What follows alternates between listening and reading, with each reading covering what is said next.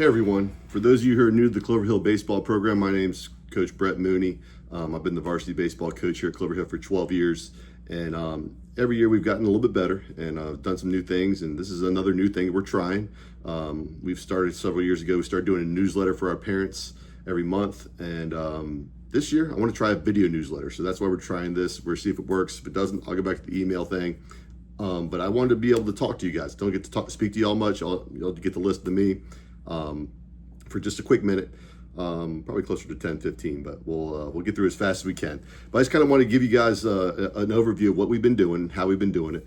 And we started this school year for baseball. We started the second week of school, and it's been absolutely wonderful. These guys are getting after it. So happy for them. They chose to do 3 days a week. We were going to go 2, asked them if they wanted to do 3, and everybody raised their hand for 3. So, can't say no to that. We're going to definitely work if they want to work. So I'll be there every day. My coaching staff is on board. We made some changes with the coaching staff.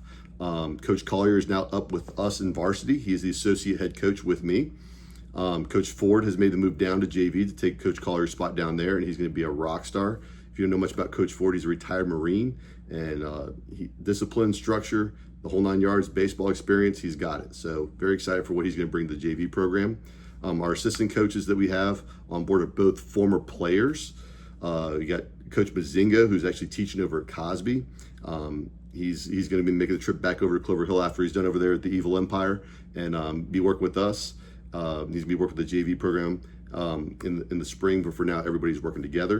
And then we also have Kai Sims, who played for me. He's a police officer over in Henrico. So all these guys volunteering our time.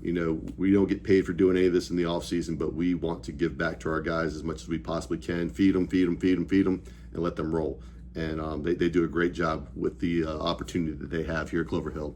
And the things that we provide at Clover Hill is very uncommon. You look around the county and you look at the other baseball programs in the county, not many of them do what we do. Some will have workouts. They might go to the weight room together, maybe some on-field stuff here and there, or they'll play in a fall league and play a couple meaningless games, whatever. Who cares? We want to develop our kids. We want to give them the best possible baseball experience year-round, and they get a lot from us. So it's very special what our kids are getting, and we're willing to provide it. We're going to keep on doing it. As long as they want it, we're going to keep on doing it, and they want it. So it's been a great start. We're going 3 days a week. We're going to be going from 3:15 to 5 o'clock most days. Some days we might go a little later. We're going to try not to. I know we're dependent upon, especially for the young parents, getting them home and having the rides provided. Want to be respectful of your time. So we're going to finish up right at 5 every day. If that ever changes, I'll let you know. But for the most part, I'll be done right at 5 o'clock. We're going to start in room 227 in the classroom every day at 3:15. And every day I'm going to give them some mental performance. I want them to learn something about the mental game, because that is our edge here at Clover Hill. We have something to go to when we need something to go to. We know how we're going to teach them all the skills, all the strategies, have tools to go to in this really tough game of failure. We're going to hit that hard. We've been hitting hard for the last 2 years, and it has translated to 2 amazing seasons. We've won 28 games in 2 seasons at the varsity level, and I attribute a lot of that to mental performance. We're going to keep on riding with that. Every year we're going to add something new, something adjusted, so that we're getting better. You've heard the expression, if it's not broken, don't fix it. Well, I heard an expression that meant a lot to me this off season over the summer. It said, if it's not broken, break it and make it better. So we're in the process of breaking it, making it better. So we're going to keep some of the good stuff, but we're going to break it, and we're going to try something new and try to make it better for these guys and give them a great experience. So with that comes some responsibility, obviously, that most of you've already taken care of. Getting our physicals done, brand new physical form this year, 6 pages long. It's going to ask you 1,000 questions. Doctors will take care of it, but just make sure we have that new one done. Most people do. I've already checked. The only issue we might have is getting those physicals digitally inputted into Healthy Roster. If you've not done that already, spend some time with that. There's a lot of forms that need to get done with Healthy Roster as well. We have until the spring to really get all those forms in, but the physicals, concussion form are the priority. So just make sure those are in Healthy Roster. That's buttoned up, that's done, and we can move on from there. So what the structure after the classroom, when we're done with mental performance, early on we're going to be spending some time with the young guys in the weight room. We want to make sure they know what they're doing and have the options of, if they don't have access to a weight room, things they can do at home. If they can get access to a weight room, what should they be doing? How should they be doing it safely? So we've been spending some time with them to make sure they know what a program looks like, how many days a week you can go, what your rest looks like, how you eat and recover. The idea is to make sure they can eventually do it on their own. I've found in the last several years that if I can give them that responsibility to enjoy and learn to love the weight room, they will get stronger on their own.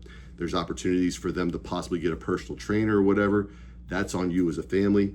I'm not going to push that at you, but there are opportunities out there. If you're interested, I can provide that information. But, as far as that goes, I want the kids to want to do it. And really, I'm just looking for them to get stronger. I don't need them to get explosive. I'm not worried about that right now. I just need them to get stronger muscle by muscle. So we're doing what we call bodybuilding splits, isolation lifting. So it's very basic. It's not many compound moves, just a few.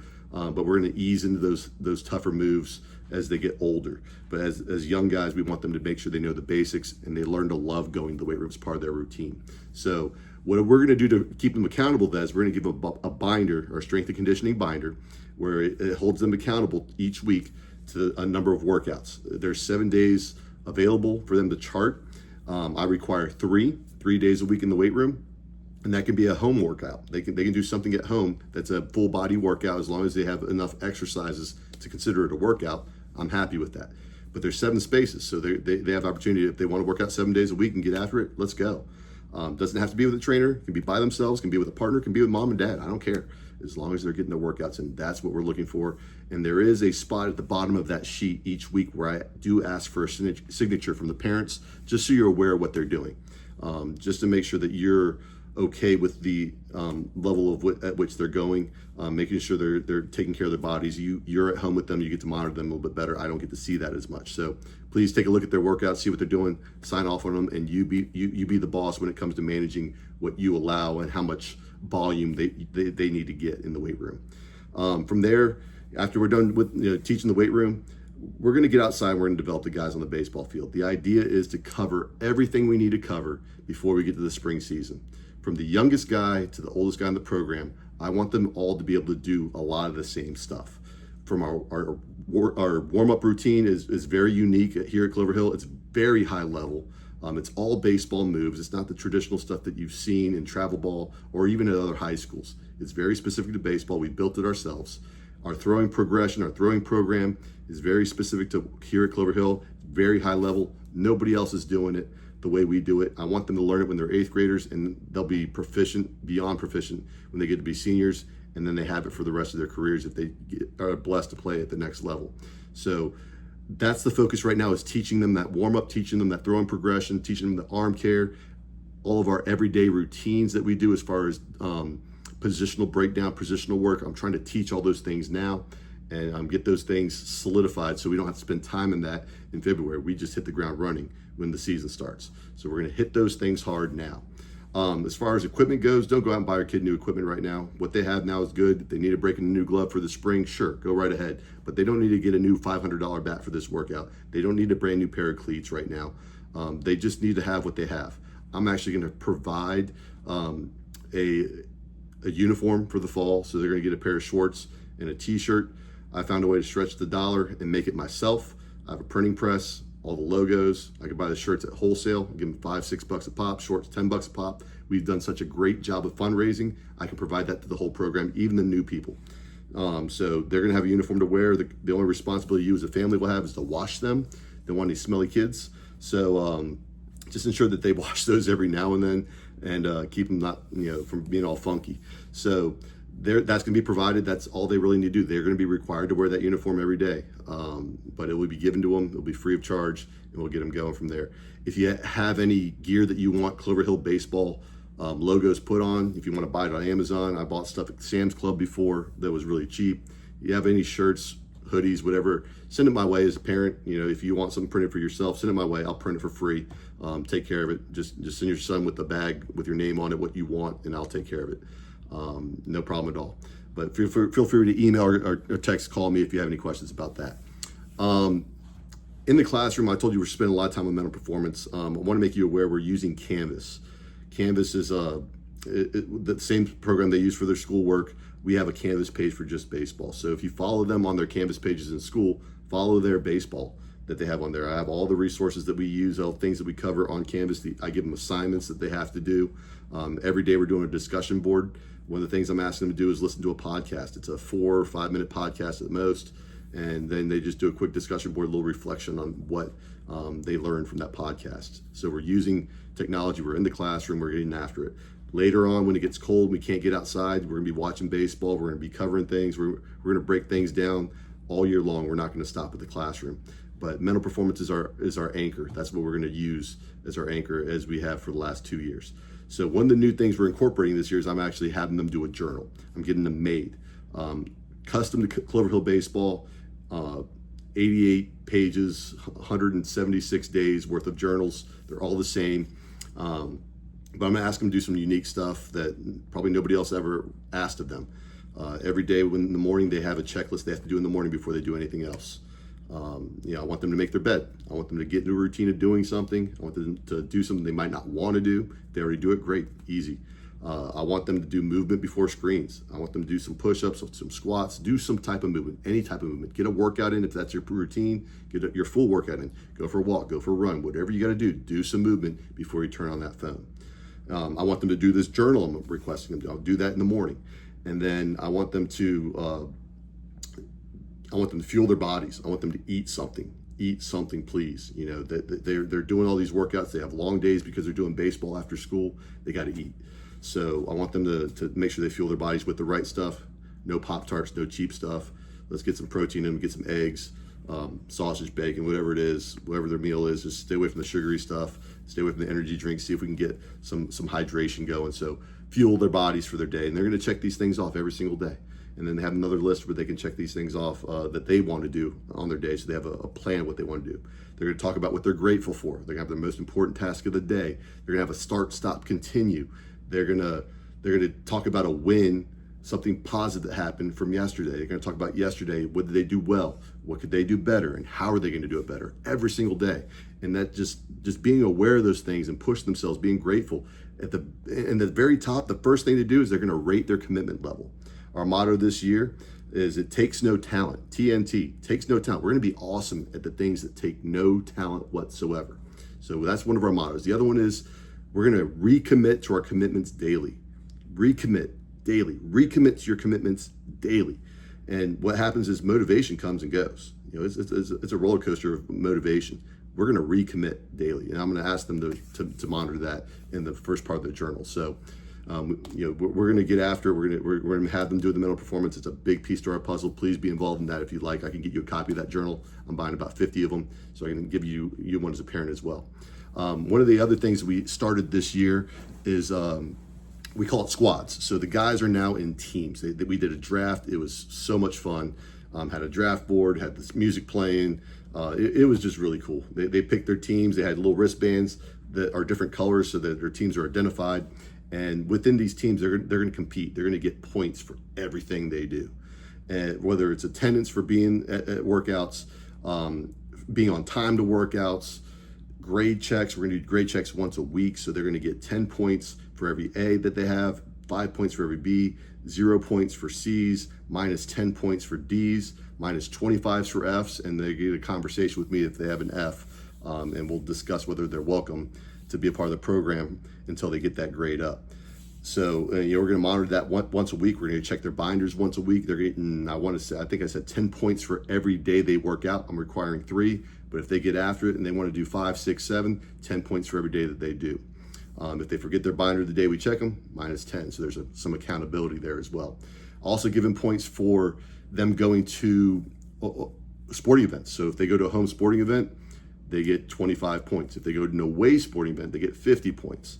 If their whole team goes, there's bonus points for that. So I'm going to throw points in for doing that. I'm thinking 100 points if their whole team goes.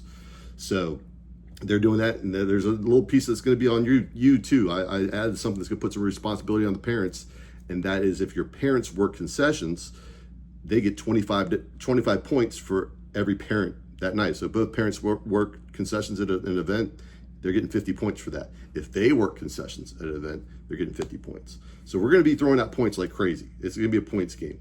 So that does require a little bit of responsibility for you, but I want to keep expectations realistic. There's gonna be a lot of peer pressure in this as they're competing amongst each other. As a family, I want you to be realistic.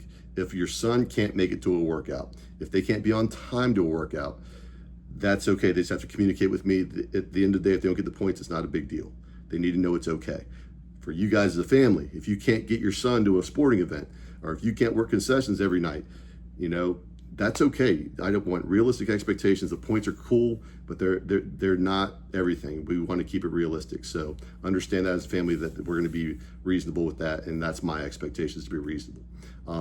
Last thing I'll say before I wrap this thing up, I've already gone longer than I want to, but this is probably the most important point that I have to make. And as far as talking to parents, the only responsibility that I put it on you guys from me is I always ask that my parents are active in our Clover Hill Athletic Booster Club. And there's some membership to it. The only real responsibility that you have is a meeting once a month that's digital or in person. We have our first meeting on Wednesday this week. I believe that's the 10th at 6:30 in the library, or you can join a Google Meet. I'll leave a link when I send this out. But like for my parents to be involved in that, for the last 12 years, my parents have been rock stars. They are very involved. They have been the Booster Club when nobody else would do it, and currently still very, very involved in keeping it alive and helping us fund the athletic department. We need concession workers. There's links to sign up to work concessions. Obviously get points for that too. And we are in desperate need of board members, as the board members, a lot of their kids are graduating or have already graduated and are still board members. Baseball mom. Shout out to Miss Costello. She retired. She should have retired when Robert graduated, but she's still on board. So need some people to step up to keep this thing going. It allows us to get the things that we needed to get operationally, fund the entire athletic department, not just the baseball team. So there's a need that officials, they cost so much money, and the only way we can afford to pay for that is by working concessions. That's our umpires, basketball officials, football officials. We kind of help everybody in the Booster Club. Whenever we need to buy uniforms, the Booster Club is the way that we afford those. They give the money back to the athletic department. Athletic department buys the uniforms. So they work hand in hand together with the athletic department entirely, and it allows us to give that experience to our kids. A lot of people think that high school sports is a free experience. It's not. It costs money. But really, we're not asking any money of you. We're just asking for some time whenever you can commit to it. We appreciate it, and it goes a long way. So that's really the only expectation I have of you guys, is just join that Booster Club, get involved one way or another. If you can be on the board, great. We need that so bad right now. I'm thinking about a treasurer. A lot of our money in the baseball program that we've raised is in the Booster Club sitting. So when I need to buy something with our baseball money, I can go to them, make the purchase. It's so easy. If it's tied up in the school, there's so much red tape to spend the money that we raise. It takes several days to buy something. It takes signatures, quotes, receipts. It gets pretty hefty. Where the Booster Club, they can handle these things a lot smoother, a lot faster. So please get involved if you can. I really do appreciate that. And with that being said, that wraps up our September newsletter. Hopefully we'll do this again. If it's just too long, I apologize. I'll just send an email next time. But give me some feedback. Let me know what you guys want, and we'll go from there. All right, y'all. Well, let's continue to have a good fall. Hopefully we'll see you at the concession stand during football games, volleyball games. If not, we'll catch up with you as quickly as we can. Have a good one, guys.